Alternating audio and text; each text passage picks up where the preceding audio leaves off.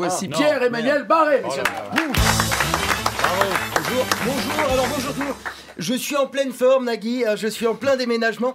J'ai pris un appartement plus grand, parce que je bosse également à Canal+, du coup je suis de droite également. À dire qu'en 2012, j'étais pour les socialistes comme un con. Heureusement, eux aussi, ils sont de droite, sinon je serais bien dans la merde maintenant. L'appartement est tellement grand que dans la salle de bain, il y a une patinoire olympique, dis donc. Je croise Nelson Montfort à chaque fois que je vais chier. C'est très gênant. Hier, j'ai bouffé chinois, ce matin, il était au-dessus de la cuvette en train d'interviewer mon caca en mandarin. Je savais pas où le mettre. J'ai mis tellement de décorations dans le salon que j'ai l'impression d'être dans l'émission de Valérie Damido. D'ailleurs, il y a tellement de place dans le salon, j'ai l'impression d'être dans Valérie Damido. Tellement il est grand l'appartement. Non, le premier jour, non, je dis non. Arrête, tellement il est grand. Le premier jour, j'ai dit à ma meuf d'aller chercher des chocs à pic dans la cuisine. Elle a voulu couper par la forêt. C'est la dernière fois que je l'ai vue.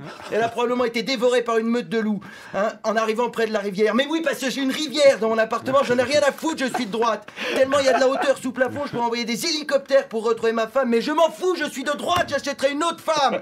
Non, sans déconner. Faudra que vous veniez à la pendaison de crémaillère. Maintenant que je suis de droite, j'ai des potes chez Big Malion. J'ai eu le foie gras au prix du canigou. Ou c'est l'inverse, hein, je sais plus, vous me direz en goûtant les taux. Mais assez parlé de moi, priorité à l'actu. Alors vous êtes sûrement au courant, depuis le 7 janvier, faut pas faire son malin.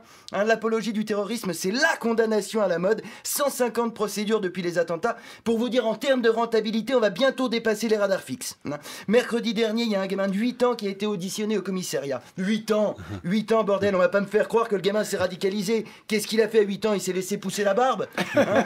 Il a refusé de terminer ses coquillettes parce qu'elles avaient touché le jambon. Il a lancé un avion en papier sur la tour Playmobil. Non mais 8 ans. Et vendredi, il y en a un autre de 9 ans qui a été auditionné. C'est plus des commissariats, c'est des crèches. Ils les prennent tellement jeunes que j'ose même plus me branler. J'ai peur que le GIGN vienne embarquer le sopin d'un sale pour apologie du terrorisme.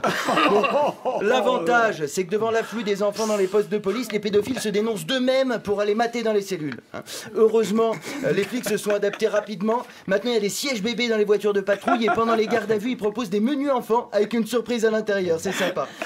Il paraît même qu'au ministère de l'Intérieur, ils envisagent de faire une formule anniversaire. Les flics défoncent ta porte à 6h du matin, mais avec un gros nez rouge. C'est plus sympa, c'est plus détente. Et quitte à faire dans l'éducatif, maintenant qu'on met les gosses de 8 ans au commissariat, ce serait pas mal de refoutre les flics à l'école. Alors, évidemment, il n'y a pas que les enfants qui doivent se tenir à carreau. Le 21 janvier dernier, Manuel Valls a demandé une réflexion sur le rétablissement de la peine d'indignité nationale. Alors, excusez-moi, mais des politiques qui décident qui est digne d'être français, c'est comme si Pierre Ménès commentait le sport à la télé. Non, attendez. Non, c'est une mauvaise comparaison. Non, oui. Hein, mais je vous rappelle qu'on est en 2015 et Balkany est toujours député maire. Il est mis en examen pour blanchiment de fonds, blanchiment de corruption, blanchiment de fraude fiscale. Le mec, il blanchit tout ce qui touche. On sait plus si c'est un enculé ou un dentifrice.